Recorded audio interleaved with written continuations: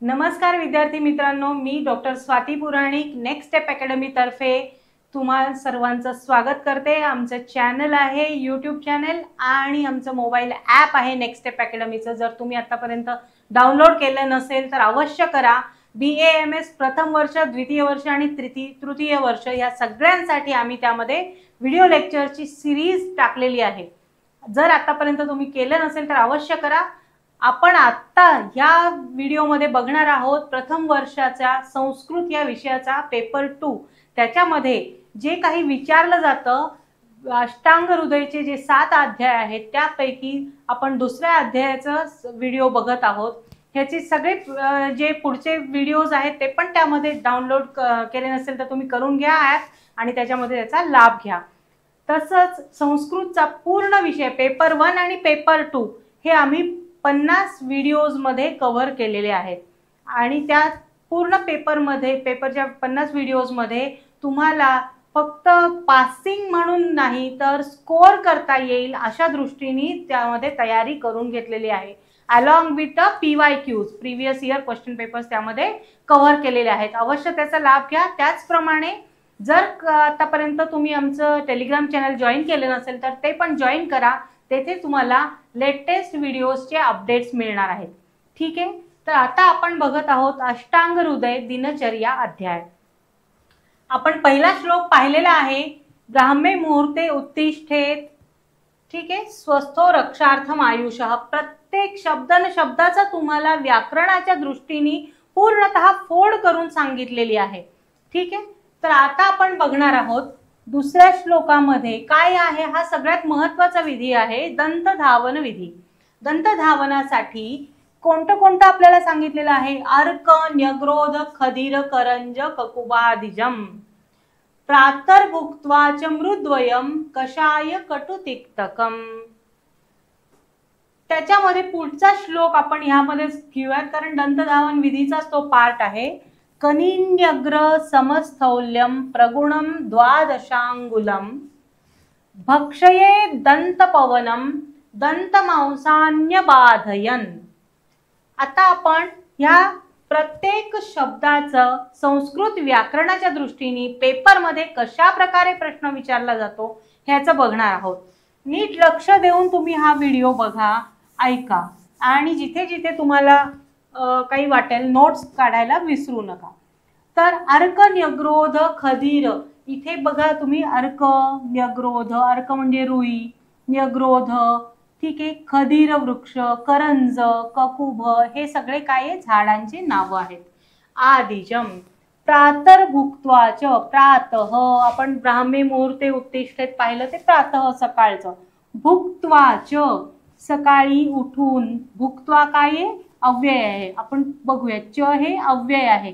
मृद्वयम हे नेहमी विचारला गेलेला प्रश्न आहे, स्टार करा, नोट डाऊन करा, पॉइंट इम्पॉर्टंट म्हणून लिहा। मृद्वयम काय आहे तर ह्याचा आपण विचार पुढे करणार आहोत की इथे कुठला संधी आहे। म्हणजे तुम्हाला काय केलं जाईल, हा असा श्लोक दिला जातो आणि अंडरलाईन केलेला असेल भुक्त्वा आणि मृद्वयम या 2 शब्दांच्या खाली काय केलेलं आहे, अंडरलाईन केलेलं आहे आणि लिहिलेलं असतं की अधोरेखित शब्दानां संधिम चित्वा योजयत, किंवा ह्या अव्ययाचं वर्णन करा, या प्रत्ययाचं वर्णन करा।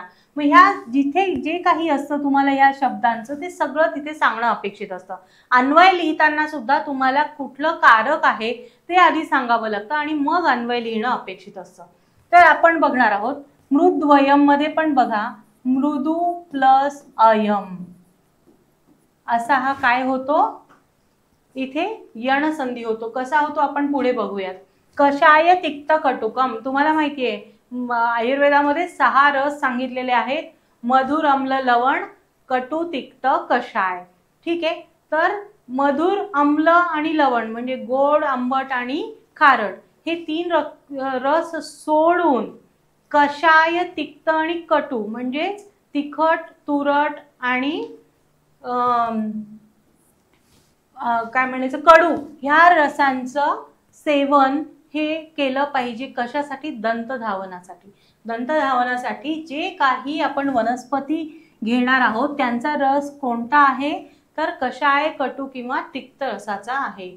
तर मधुर रस हा वर्ज्य आहे हे तुम्ही नोट डाऊन करा. आणि आपण आता सकाळी सध्या सगळेजण जे टूथपेस्ट वापरतो ते कोणत्या रसाचं असतं याच्यावर पण विचार विनिमय करा.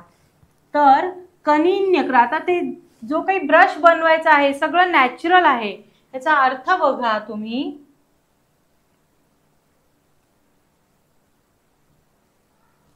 अन्वय बघताना आपण अर्थ पण लक्षात घ्यायचा आधी, की दंत धावन विधी पहाटे आणि जेवल्यावर कधी करायचंय. च आहे बघा तिथे, च म्हणजे आणि म्हणजे कधी, प्रातः भुक्त्वा च.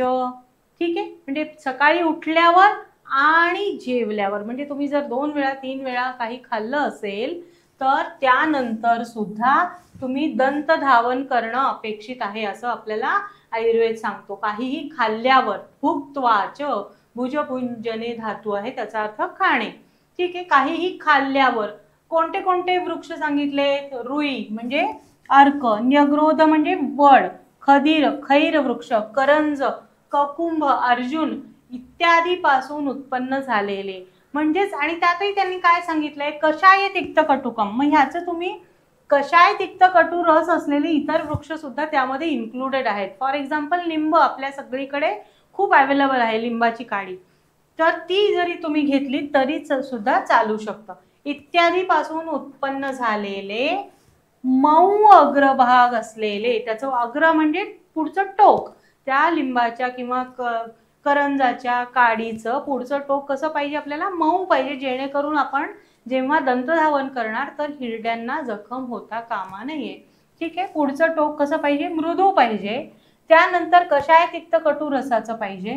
आणि ते केवढं टोक पाहिजे, तर आपल्या अंगुलीच्या अग्रभागाच्या इतक्या जाडीचं. करंगळीच्या कसं पाहिजे, इथे लिहिलेलं आहे कनीन, कनिनिका म्हणजे करंगळी किंवा आपलं लिटिल फिंगर, एवढ्या जाडीचं ते आपण ती काडी घेतली पाहिजे. खूप मोठी पण नाही आणि खूप बारीक पण नाही, अशा प्रकारे त्यांनी आपल्याला सांगितलेलं आहे. आणि ती कशी पाहिजे काडी, तर सरळ पाहिजे, गुणसंपन्न. सगुण म्हणजे सरळ पाहिजे, कुठे कुठे मध्ये मध्ये गाठी नको त्याला, अशी ती काडी स्वच्छ करून घ्यायची आहे.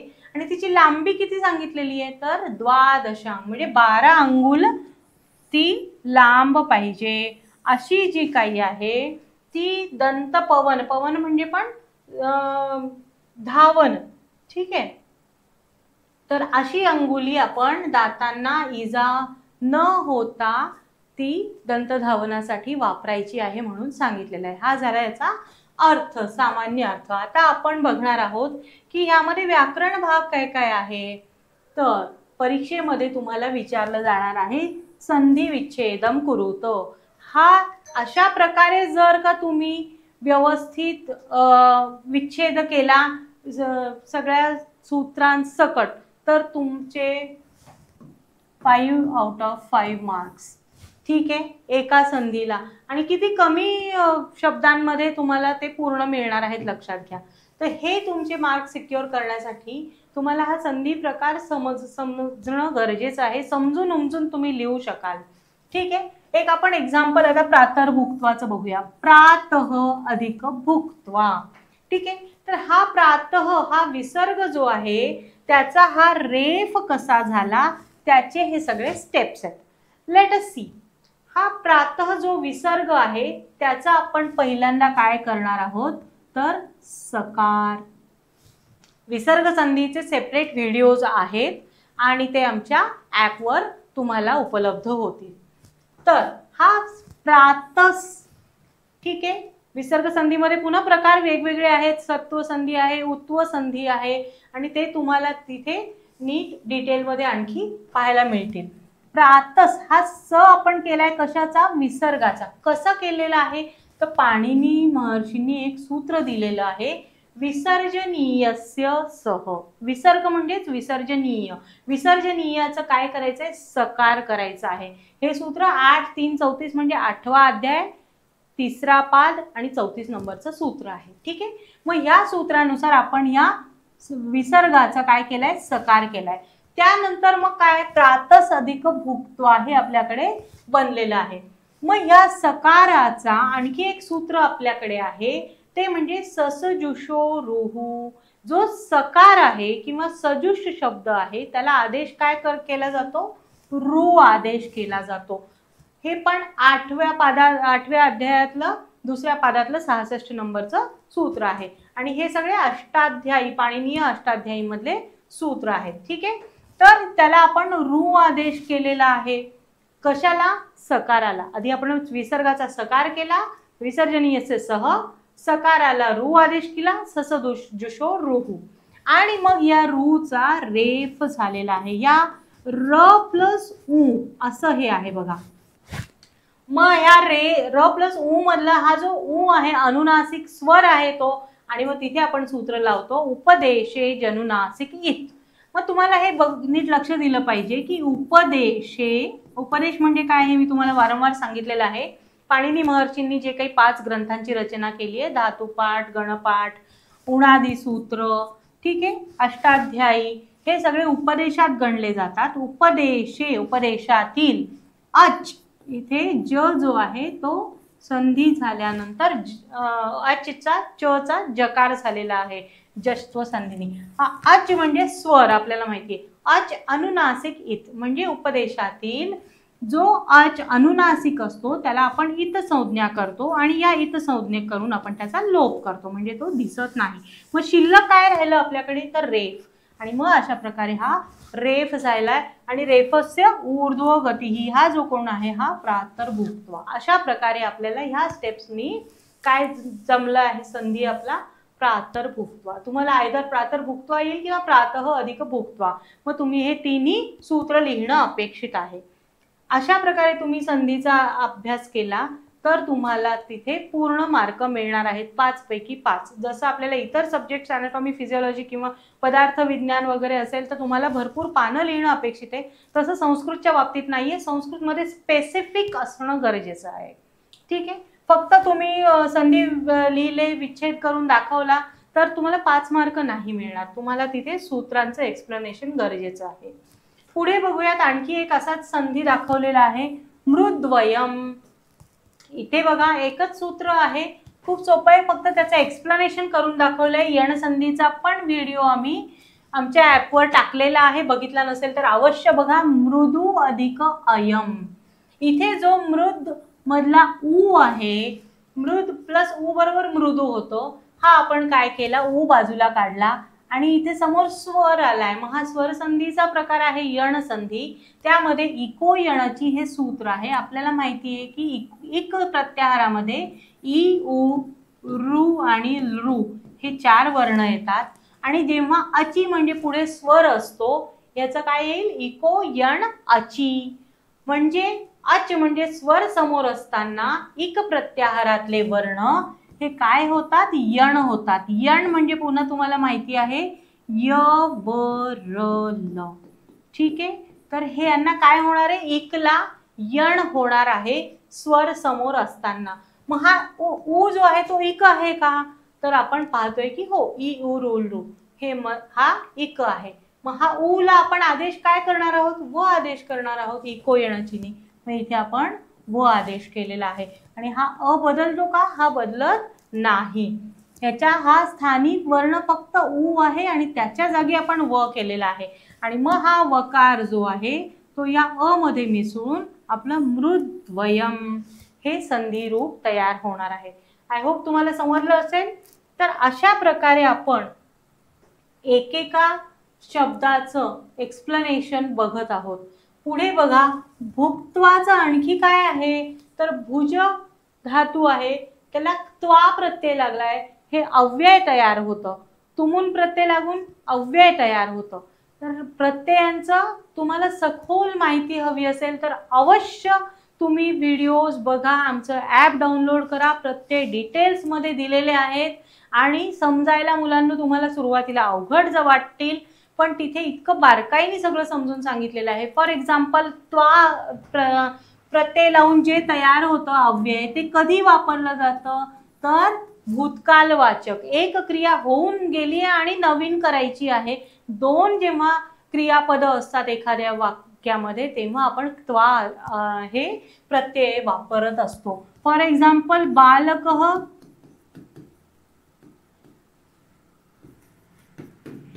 क्रीडित्वा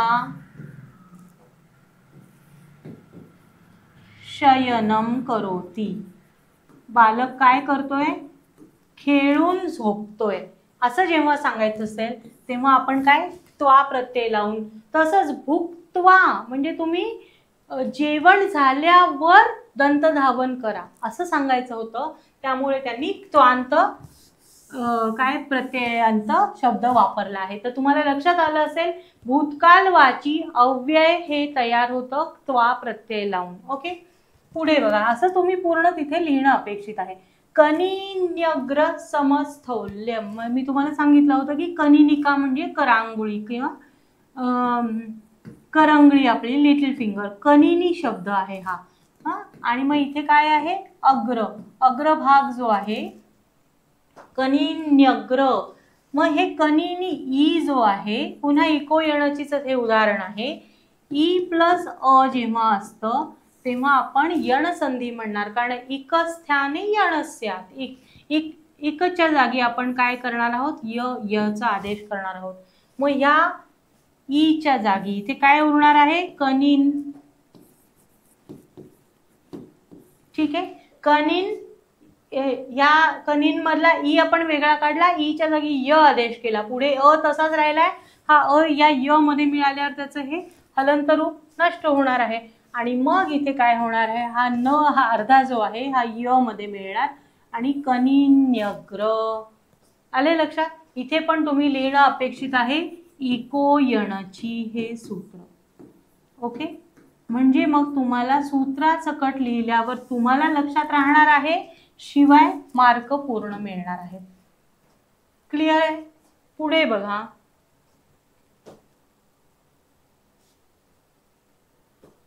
प्रगुणम द्वादशांगुलम. इथे झालेला आहे दीर्घ संधी. द्वादश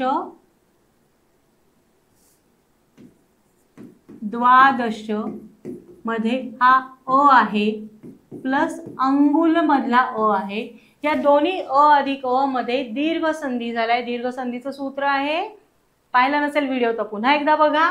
आणि ते सूत्र आहे अकह सवर्णे दीर्घ. इथे दीर्घ संधी झाला आहे. सूत्रासकट तुम्ही द्वादशांगुलम लिहिलं पाहिजे. ठीक आहे. दंत पवनम. दंत इथे पुन्हा बघा, इथे कुठला संधी झालेला आहे? दंत मांसानी. जसं कनिन्यग्र मध्ये झालाय तसा तिथे दंत मांसानी अबाधयन. इथे पुन्हा एकदा तुम्हाला एक्सप्लेन करून सांगते. हे विचारले गेलेले प्रश्न आहेत, परीक्षेत हमखास विचारले जातात, त्यामुळे लक्षात ठेवा.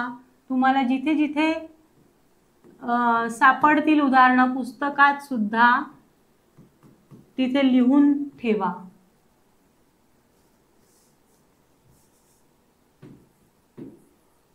ठीक आहे. दंत मांसान्य बाधयन. तर इथे पण दुसरा रंग घेऊयात का?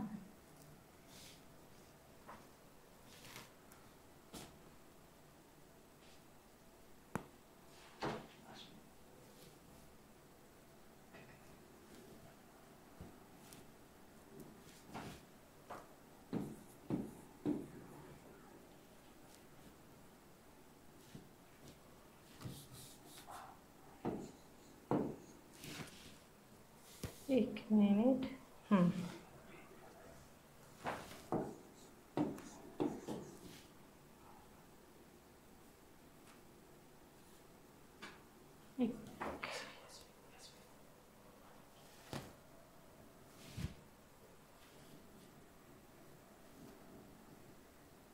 आला का? हा, रंग आला, जरा क्लिअर दिसेल अजून निळ्या रंगाने. दंत मांसानी अधिक अबाधयन. दंत मांसानी म्हणजे जे काही आपले गम्स आहेत त्यांना कुठलीही बाधा किंवा इजा न होण्याच्या दृष्टीने. असं आहे इथे संस्कृत व्याकरणात आपण पाहतोय की काय होतंय, इथे दंतमांसान काय विभक्ती आहे, द्वितीय विभक्तीचं बहुवचन आहे, दंतमांसान. ठीक आहे. कसं, देवः देवौ देवाः प्रथमा, देवं देवौ देवान. ओके. तसं दंतमांस अकारांत पुल्लिंगी शब्द, द्वितीया बहुवचन, कर्मणी द्वितीया कर्मकारक, हे सगळं यामध्ये लिहिणं अपेक्षित असेल तुम्हाला. तर दंतमांसान आणि मग हे जे काही ई यातला आपण वेगळा काढला, इथे आहे अ, पुन्हा बघा इको यण अची. तुम्हाला आता लक्षात आलं असेल, इकः स्थाने यण स्यात्, ईच्या जागी य आदेश झाला आहे आणि मग हा य मध्ये हा अ मिसळल्यावर हा य पूर्ण होतो, हा न अर्धा जो आहे तो या य मध्ये मिळून मग दंतमांसान्य बाधयन असं संधिरूप तयार होतं. क्लिअर. तर अशा प्रकारे आपण एकेका शब्दाचा डिटेलमध्ये अभ्यास केला तर आपल्याला कुठल्याही प्रकारे अडचण येणार नाही पेपर सॉल्विंगला. आय होप तुम्हाला आजचा व्हिडिओ आवडला असेल तर नक्की लाईक करा, कमेंट करा आणि शेअर करा. आणि पुन्हा एकदा सांगते, मी डॉक्टर स्वाती, मी MA संस्कृत नंतर PhD करत आहे संस्कृतमध्ये खास, आणि तुमच्यासाठी ही सिरीज घेऊन आलेली आहे. Thank you so much.